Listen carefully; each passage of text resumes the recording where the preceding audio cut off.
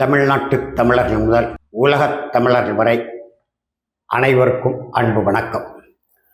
அன்பிற்குரிய தமிழர்களே, இன்றைக்கு நம்முடைய எரிதனல் வலையொலியில் எந்த செய்திகளை பகிர இருக்கிறோம் என்று சொன்னால், வருகிற 6-7 நாட்களில் தமிழ்நாடு மாண்புமிகு முதலமைச்சர் மு.க. ஸ்டாலின் அவர்கள் திருநெல்வேலிக்கு வருகை தந்து 2 நாட்கள் இங்கு தங்கி பல்வேறு நலத்திட்ட உதவிகளை மக்களுக்கு வழங்க இருப்பதாகவும், வேறு சில திட்டங்களை தொடங்கி வைக்க இருப்பதாகவும், பெரிய அளவில் கட்டப்பட்டுள்ள அதிநவீன மிக சிறப்புக்குரிய மருத்துவமனை கட்டடங்களை திறந்து வைப்பதாகவும் செய்திகள் ஓடிக்கொண்டிருக்கின்றன. இதன் ஊடாக நாம் சில செய்திகளை மாண்புமிகு முதலமைச்சர் அவர்களுடைய கவனத்திற்கும் தமிழ்நாடு அரசின் கவனத்திற்கும், நம்முடைய திருநெல்வேலிக்கு வருகிறதுனாலே, திருநெல்வேலியிலே நாம் தங்கி அரசியல் பணிகளை மேற்கொள்வதனாலே முதலமைச்சருடைய கவனத்திற்கு ஒரு செய்தியாக வெளியிட இருக்கின்றோம்.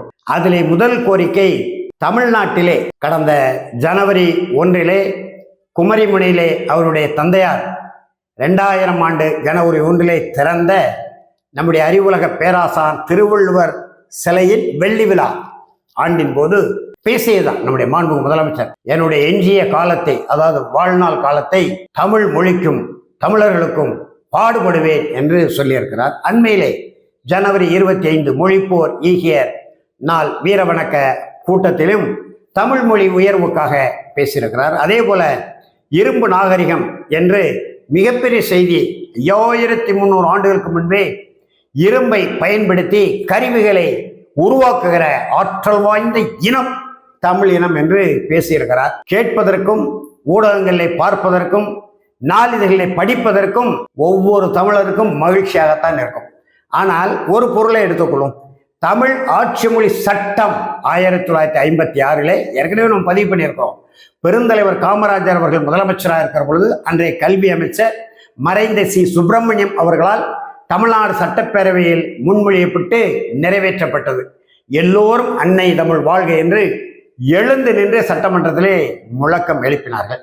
அதன் பிறகு 1967 65 இந்தி எதிர்ப்பு புரட்சிக்கு பின் அதிகாரத்திற்கு வந்த திராவிட முன்னேற்ற கழகம் அறிஞர் அண்ணா அவர்கள் 1968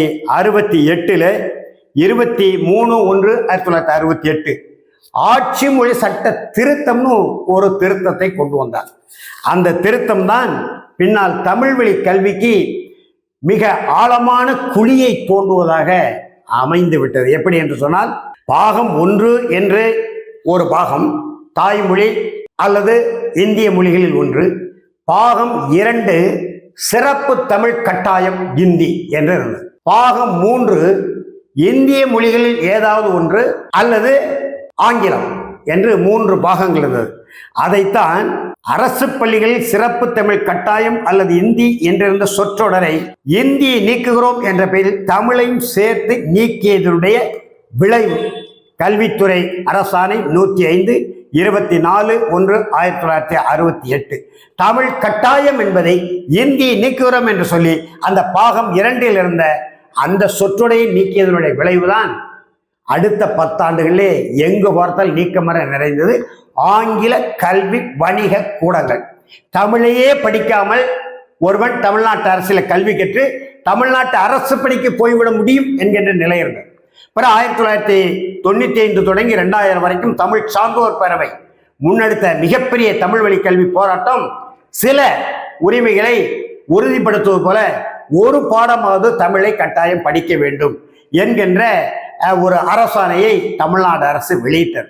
அந்த தமிழ் வழி கல்வி 1999 நம்முடைய அறிஞர் தமிழண்ணல் அவர்கள் தலைமையிலே 102 தமிழ் அறிஞர்கள் உயிரை தருகிறோம் எங்கள் தமிழை தாய் என்று கோரிக்கை வைத்து இறக்குவரை பட்டினி போராட்டம் அறிவித்த போது அமைக்கப்பட்ட நீதியரசர் மோகன் தலைமையிலான ஆணையம் மழலையர்பள்ளி முதல் 5ஆம் வகுப்பு வரை தமிழ்தான் பயிற்று மொழியாக இருக்க வேண்டும், அதற்கு தனி சட்டமே இயற்ற வேண்டும் என்று தன்னுடைய அறிக்கையிலே பரிந்துரை செய்து, ஆனால் சட்டம் இயற்றாமல் அன்றைக்கு திராவிட முன்னேற்ற கழக அரசு, ஐயா கலைஞர் அரசு அரசாணை வெளியிட்டது. அந்த அரசாணை இன்றைக்கு திராவிட முன்னேற்ற கழகத்தில் இருக்கக்கூடிய அன்றைக்கும் இருந்த PT அரசகுமார் என்கின்ற ஒரு ஆங்கில கல்வி வணிகர் கோடிக்கணக்கில் பணத்தை தண்டி ஏப்பமிட்டதும் இல்லாமல் உயர்நீதிமன்றத்திலே அவருக்கு சார்பான ஒரு தீர்ப்பையும் பெற்றார். தமிழ் கட்டாயம் இல்லை என்பது. அதுக்கு பிறகு உச்ச நீதிமன்றம் போனார்கள். அந்த வழக்கு என்ன ஆனது என்று தெரியவில்லை. பிறகு 2006 மீண்டும் ஒரு தீர்மானத்தை சட்டமன்றத்திலே கொண்டு வந்தார்கள். நாம் இப்பொழுது கேட்கிறோம், அரசு வெளியிடக்கூடிய அரசாணைகள் முழுமையாக தமிழில் மக்களுக்கு கிடைப்பதில்லை. வீதி எங்கும் பெயர் பலகைகள் தமிழில் இருப்பதில்லை. அதற்கென்று 2-3 அரசாணைகள் இருந்தும் நீதி பேராணை இருந்தும் மதுரை உயர்நீதிமன்ற கிளையில் நாம் தீர்ப்பை பெற்றிருந்தாலும் வணிக தொழில் நிறுவனங்கள், அரசு அலுவலகங்கள், தனியார் அலுவலகங்கள், வீதிகளில் இருக்கக்கூடிய அறிவிப்பற்ற பெயர் பலகைகள் ஆனால் நிறைவேற்ற முடியவில்லை. மாநகராட்சி மாவட்ட கட்டடங்களிலே இங்கே நம்ம திருநெல்வேலியை பொறுத்தவரையில் நாங்கள் சில முன்னெடுப்புகளை எடுத்து இப்பொழுது படிப்படியாக தமிழ் எழுத்துக்களை மாற்றி தமிழில் எழுதக்கூடிய நிலையை உருவாக்கி இருக்கிறோம். நாம் மாண்புமிகு முதலமைச்சர் அவர்களுக்கு இந்த காணொளி மூலமாக கேட்டுக்கொள்ள விரும்புவது என்னவென்றால், 1956 ஆட்சி மொழி சட்டத்தை முழுமையாக நடைமுறைப்படுத்துங்க. டிசம்பர் 18 27 வரை ஆட்சி மொழி வாரம்னு அரசு அலுவலகங்கள் கொண்டாடுறாங்க. ஒரு பயனும் இல்லை. ஆட்சி மொழி சட்டத்தை முழுமையாக நடைமுறைப்படுத்துங்கள். உயர்நீதிமன்ற வழக்காடு மொழியாக தமிழை கொண்டு வாருங்கள். மழலையர் பள்ளி முதல் பல்கலைக்கழகம் வரை தமிழ் பயிற்று மொழியாக கொண்டு வாருங்கள் என்கின்ற கோரிக்கையை திருநெல்வேலிக்கு வரக்கூடிய நம்முடைய மாண்புமிகு முதலமைச்சர் அவர்களுடைய கவனத்திற்கு கொண்டு வருகிறோம். அடுத்து திருநெல்வேலி மேட்டுத்திடல் என்று 2000 வாக்கிலே நாங்கள் எல்லாம் போராடி அதற்கு முன்பு ஹை கிரவுண்ட் என்று 50 ஆண்டு காலம் ஆங்கில மொழியில் இருந்த பெயரை அன்றைக்கு இருந்த மாவட்ட ஆட்சியர் கி தனவேலு மூலமாக மேட்டுத்திடல் என்று மாற்றினோம். அந்த மேட்டுத்திடலில் மிக அதிநவீன தொழில்நுட்ப வசதிகளுடன் 2 மிகப்பெரிய கட்டடங்களை கட்டி, ஒரு கட்டடம் ஏற்கனவே செயல்பாட்டில் இருக்கு. இப்பொழுது அதற்கு அடுத்து உள்ள கட்டடத்திற்கு முதலமைச்சர் அவர்கள் வருகை தந்து திறந்து வைக்க இருக்கிறார்கள். நாம் என்ன சொல்கிறோம், 1956 58 காலகட்டத்திலே திருநெல்வேலியிலே மருத்துவக் கல்லூரி கட்ட வேண்டும் என்று அரசு முடிவு செய்து இடம் தேடிய போது இடம் கிடைக்கவில்லை. ஆனால் காங்கிரஸ் கட்சியை சார்ந்த நம்முடைய பெருந்தலைவர் காமராஜரின் நெருங்கிய அணுக்க தொண்டராக இருந்த திசைவிலைக்கு பக்கத்திலே பெட்டைக்குளம் என்ற ஊரை சேர்ந்த சேகா காதர் மீரா சாய்பு என்பவர், மருத்துவக் கல்லூரி தானே வேண்டும், மருத்துவமனை தானே கட்ட போறீங்க, என் இடம் 300 ஏக்கர் இருக்கு, எடுத்துக்கொள்ளுங்கள் என்று 300 ஏக்கர் நிலத்தையும் கொடையாக தமிழக அரசுக்கு தந்து இன்றைக்கு இந்த மேட்டுத்திடல் மருத்துவ வளாகம் முழுவதும் அவருடைய இடம்தான்.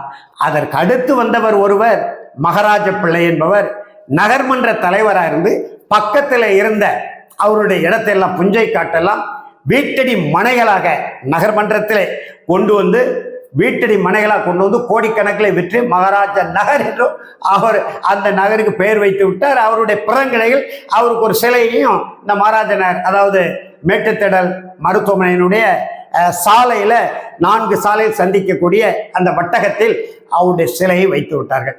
நாங்கள் என்ன சொல்கிறோம், இவ்வளவு பெரிய இடம் 300 ஏக்கர் என்றால் இன்றைக்கு குறைந்தது 50,000 கோடி பெறுமதிப்புள்ள இடம். அந்த இடத்தை கொடையாக தந்த அந்த காதர் மீரா சாஹிபு என்பவரை எவரும் இதுவரைக்கும் கண்டுகொள்ளவில்லை. ஏற்கனவே நம்முடைய எரிதனல்ல ஒரு முறை இது தொடர்பாக பதிவு செய்திருக்கிறோம். இப்பொழுது மாண்புமிகு முதலமைச்சர் அவர்கள் கோரிக்கை வைக்கிறோம், இந்த மருத்துவமனை வளாகத்திற்கு சேகா, அதாவது பெட்டைக்குளம் ஊரை சார்ந்த சேகா காதர் மீரா சாஹிபு வளாகம், பெட்டைக்குளத்தை சேர்க்கணும். அப்பொழுது அவர் எந்த ஊரை சார்ந்தவர் என்று தெரியும். பெட்டைக்குளம் சேகா காதர் மீரா சாஹிபு மருத்துவ வளாகம் என்று பெயர் வைக்க வேண்டும் என்று நாம் நம்முடைய மாண்புமிகு முதலமைச்சர் அவர்கள் நெல்லை வருகையின் சிறப்பு கோரிக்கையாக வைக்கிறோம். அநேகமாக அரசு துறை சார்பிலே இந்த செய்திகள் முதலமைச்சர் அவர்களுடைய கவனத்திற்கு கொண்டு செல்லக்கூடும் என்று நினைக்கிறோம், நம்புகிறோம், எதிர்பார்க்கிறோம். அதே போல 2007ஆம் ஆண்டு இதே திராவிட மாடல் அரசு தான், திமுக அரசு தான், இவருடைய நம்முடைய மாண்புமிகு முதலமைச்சர் மு.க. ஸ்டாலின் அவருடைய அருமை தந்தையார் ஐயா கலைஞர் ஆட்சியிலே திசைன் விலை தொடங்கி திருச்செந்தூர் வரை ஏறக்குறைய 40,000 ஏக்கர் தேரி காடு. உலகத்தில் எங்கேயுமே இந்த மாதிரி ஒரு காட்டை பார்க்க முடியும். செக்க செவேல் என்று இருக்கும் நிலப்பரப்பு, குன்று குன்று குன்று குன்றாக கிடக்கு. எல்லாம் கனிம வளங்கள் பொதிந்து கிடக்கிறது, புதையலாக அங்கே குவிந்து கிடக்கிறது. அதைத்தான் ரத்தன் டாட்டாவுக்கு சொந்தமான டாடா நிறுவனம் குறிவைத்து வான்வழியாக கருவிகளை அனுப்பி, பறக்கும் தட்டுகளை அனுப்பி ஆய்வு செய்து அன்றைக்கு இருந்த தலைமைச் செயலாளர் திரிபாதி மூலம் ஒரு திட்டத்தை போட்டு 12,000 ஏக்கர் டாடா டைட்டானிக் தொழிற்சாலை என்கின்ற பெயரில் 10,000 பேருக்கு நாங்கள் வேலை கொடுப்போம் என்று சொல்லி 12,000 ஏக்கர் நிலத்தை தாரை வார்க்கிற புரிந்துணர்வு ஒப்பந்தம். ரத்தன் டாட்டாவே வந்தார் தலைமைச் செயலகத்தில். ஐயா கலைஞர் தலைமையில் அதிகாரிகள், டாடா நிறுவனத்துடைய அதிகாரிகளும் தமிழ்நாடு அரசின் தலைமைச் செயலாளர் அதிகாரிகளும் அந்த உடன்படிக்கை செய்து கையெழுத்திட்டு ரத்தன் டாடா முன்னிலையில் ஐயா கலைஞர் தலைமையில் உடன்படிக்கையானது 2007 ஜூன் மாதம் என்று நினைக்கிறேன். ஆனால் அதற்கு முன்பே 3 மாதங்களுக்கு முன்னால் தமிழ்நாட்டில் பொதிந்து கிடக்கக்கூடிய இந்த இயற்கை கனிம வளங்களை தனியார் முதலாளி சுரண்டக்கூடாது, இயற்கை எழில் சூழ்ந்த அந்த அருமையான சுற்றுப்புற சூழலை கனிமத்தை எடுக்கிறோம் என்ற போர்வையிலே சிதைத்து சின்னாப்பின்னமாக்க கூடாது. அங்கு ஏராளமான விளை நிலங்கள் இருக்கின்றன, முருங்கை பயிரிடப்படுகிறது, பனை மரங்கள் இருக்கின்றன, முந்திரி பருப்பு அந்த மரங்கள் இருக்கிறது என்று நெல் பயிரிடப்படுகிறது, வாழை பயிரிடப்படுகிறது, தென்னை பயிரிடப்படுகிறது. மிகப்பெரிய ஒரு புரட்சியை நாங்கள் தான் முதலில் திருச்செந்தூரிலே ஒரு ஆர்ப்பாட்டம் நடத்தி 150 பேருக்கு மேல திரட்டி அந்த ஆர்ப்பாட்டத்தின் மூலம் வெளிப்படுத்தினோம். திருநெல்வேலியிலே ஆர்ப்பாட்டம் நடத்தினோம். அது தொடர்பான செய்திகளை பாட்டாளி மக்கள் கட்சியினுடைய நிறுவனர் மருத்துவர் ஐயா அவர்களுக்கு கவனத்தில் கொண்டு சென்று அறிக்கை கொடுக்க வைத்தோம். அதே போல தமிழர் தேசிய இயக்க தலைவர் ஐயா பல நெடுமாறத்திலே கொடுத்து அறிக்கை கொடுக்க வைத்தோம். புதிய தமிழர் கட்சி தலைவர் மருத்துவர் ஐயா கிருஷ்ணசாமி மிகப்பெரிய அளவில் போராட்டத்தை முன்னெடுத்து சிறைச்சாலைக்கு சென்றார் நூற்றுக்கணக்கான தன்னுடைய தொண்டர்களோடு. அப்படி செய்து முடிவாக தமிழ் தேசிய புரட்சியாளர் புலவர் ஐயா கு. கலியபெருமாளுடைய நினைவேந்தல், அவர் அப்பொழுது மறைவெய்திய காலகட்டம், நினைவேந்தல் மற்றும் தமிழ் மண் பாதுகாப்பு மாநாடு என்று மாநாடு போட்டு சந்தனக்காட்டு வீராங்கனை முத்துலட்சுமி வீரப்பனை சிறப்பு அழைப்பாளரை அழைத்து பாலை சந்தை கடலிலே ஒரு மிகப்பெரிய ஒரு 5000 தமிழர்கள் திரட்டி மாநாடு நடத்தி அதிலே எழுத்தாளர் தமிழ் தேசிய விடுதலை இயக்க தலைவர் தியாக அவர்கள் எடுத்து வைத்த கருத்து எல்லாம் முதலமைச்சரை சென்றடைந்து, அதற்கு முன்னால் அந்த திட்டம் வருவதற்கு முன்னால் மாவட்ட அளவிலே வருவாய்த்துறை நடந்த குளறுபடிகள், கமுக்க செய்திகளை கமுக்கமாகவே எடுத்து மாண்புமிகு முதலமைச்சருடைய கவனத்திற்கு கொண்டு சென்ற ஒரே எளிய தமிழன் நான் தான். அதை பார்த்தவுடன் தான் சாட்சியாக இன்றைக்கு பாட்டாளி மக்கள் கட்சியின் சிறப்பு தலைவராக இருக்கக்கூடிய நம்முடைய மதிப்பு அண்ணாச்சி கோகாமணியே இருக்கிறார். மருத்துவரைய அறிக்கை இருக்கிறது, நெடுமாறைய அறிக்கை இருக்கிறது, நம்முடைய மருத்துவரைய கிருஷ்ணசாமி சிறைக்கு சென்ற சான்றிதழ்லாம் நம்மிடம் இருக்கிறது. அப்படிப்பட்ட அந்த போராட்டத்தை முன்னெடுத்ததனுடைய விளைவாக ரத்தன் டாட்டாவுக்கும் தமிழ்நாடு அரசுக்கும் இடையிலே நடைபெற்ற அந்த புரிந்துணர்வு ஒப்பந்தம் 2ஆக கிழித்து போடப்பட்டது. கிழித்து போட வைத்த தமிழன் நான். ஆனால் இப்பொழுது அண்மையிலே மீண்டும் அரசே அந்த தேரி காட்டிலே கனிம வளத்தை எடுக்கலாமா என்று தூத்துக்குடி மாவட்ட ஆட்சியர் அண்மையிலே தேரி காட்டுக்கு சென்று ஆய்வு செய்திருக்கிறார். 2023 எச்சரிக்கை மணி அடித்திருக்கிறேன். அப்பொழுதே ஒரு செய்தி எனக்கு கிடைத்தது. என்னுடைய வாழ்வினையர் மறைந்த துயரமான செய்தி நிகழ்வதற்கு முன்பு 30/1/2003 மாவட்ட ஆட்சியர் சந்தித்து மீண்டும் அந்த தேரி காட்டிலே இயற்கை எழில் சூழ்ந்த பலமான வேளாண்மை நிறைந்த அந்த காட்டிலே சிலர் குறிவைக்கிறார்கள். அந்த தேரி செம்மண்ணிலே இருக்கக்கூடிய கனிமங்களை எடுத்து பிரித்து கோடி கோடியாக கொள்ளையடிக்கலாமா என்று சிலர் குறிவைக்கிறார்கள். அரசு நிர்வாகம் எச்சரிக்கையாக இருக்க வேண்டும் என்று 2023 ஜனவரியிலே நான் மாவட்ட ஆட்சியரிடம் மனு செய்திருக்கிறேன், நினைவுபடுத்தியிருக்கிறேன். இப்பொழுது மீண்டும் அப்படிப்பட்ட செய்திகள் வருகிறது. மாண்புமிகு முதலமைச்சர் மு க ஸ்டாலின் அவர்கள் கவனத்திற்கு கொண்டு வர விரும்புகிற செய்தி என்னவென்று சொன்னால், நீங்கள் யாரையும் கேட்க வேண்டாம். 2007 டாடா டைட்டானிக் தொழிற்சாலைக்கு எதிராக மக்கள் நடத்திய போராட்டத்தை இன்றைக்கு தமிழ்நாடு அரசிலே கால்நடைத்துறை மற்றும் கடல்வளத்துறையினுடைய அமைச்சராக இருக்கக்கூடிய மாண்புமிகு அண்ணாச்சி அனிதா ராதாகிருஷ்ணனை அழைத்து கேட்டு பாருங்க. அதே போல எங்களுடைய போராட்டத்துக்கு எதிராக 10,000 பேருக்கு நாங்கள் வேலை வாய்ப்பை கொடுப்போம், எப்படியும் டாடா டைட்டானிக் தொழிற்சாலையை நிறுவியே தீர்வோம் என்று அன்றைக்கு இருந்த ராதிகா செல்வி இன்றைக்கு இல்லை, ஒன்றியத்திலே ஒரு துணை அமைச்சராக இருந்தாங்க, இன்றைக்கு கழகத்திலே இருக்காங்களா இல்லையான்னு தெரியல. ஆனா என்னுடைய அன்பு தங்கை மாண்புமிகு கீதா ஜீவனுக்கு தெரியும், மாண்புமிகு பேரவைத் தலைவர் அண்ணாச்சி அப்பாவுக்கு தெரியும்.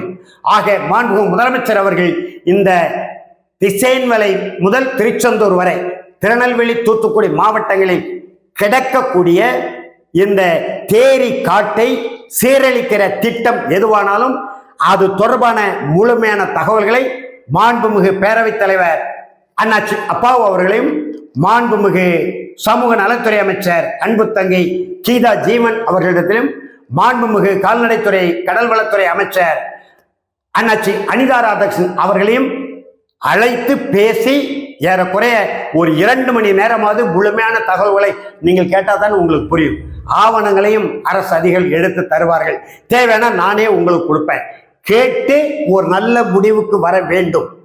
ஏற்கனவே மதுரை மாவட்டம் அரிட்டாப்பட்டி சுற்று வட்டாரத்தில் டங்ஸ்டன் என்கின்ற அந்த சுரங்க தொழிற்சாலையை தூத்துக்குடியிலிருந்து விரட்டி அடிக்கப்பட்ட அனில் அகர்வாலா இந்த சர்வதேச சுரண்டல் பேர்வழிக்கு ஒன்றிய அரசை கொடுத்ததை மக்கள் போராட்டத்தின் விளைவாக நீங்கள் கவனத்தில் எடுத்துக்கொண்டு சட்டப்பேரவையிலே தீர்மானம் நிறைவேற்றி எல்லா கட்சிகளும் அதில் கவனம் செலுத்தி ஒன்றிய அரசு அந்த திட்டத்தை கைவிடுகிறோம் என்று அறிவிக்கக்கூடிய சூழ்நிலையை உருவாக்கியதில் நம்முடைய மாண்புமிகு முதலமைச்சர் மு.க. ஸ்டாலின் அவர்களுக்கு பெரும் பங்கு உண்டு.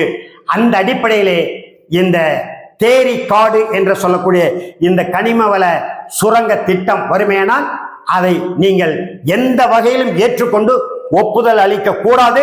நான் சொன்ன இந்த அமைச்சர் பெருமக்கள் பேரவைத் தலைவரை அழைத்து பேசி ஒரு நல்ல முடிவெடுக்க வேண்டும். இல்லையானால் மீண்டும் ஒரு தெற்கு புரட்சியை திராவிட மாடல் அரசு சந்தித்தே ஆக வேண்டும் என்கின்ற செய்தியை திருநெல்வேலிக்கு வருகை தரக்கூடிய மாண்புமிகு தமிழ்நாடு முதலமைச்சர் மு.க. ஸ்டாலின் அவர்கள் கவனத்திற்கு கொண்டு செல்வதன் மூலம் தமிழ்நாட்டினுடைய மக்கள் கவனத்திற்கும் சுற்றுப்புற சூழல் நல ஆர்வலர்கள் கவனத்திற்கும் இயற்கை வள ஆர்வலர் கவனத்திற்கும் வேளாண்மை விவசாய சங்கங்களின் தலைவருடைய கவனத்திற்கும் நம்முடைய எரிதனல் வலையின் மூலம் கொண்டு வந்து விடைபெறுகிறேன். நன்றி, வணக்கம்.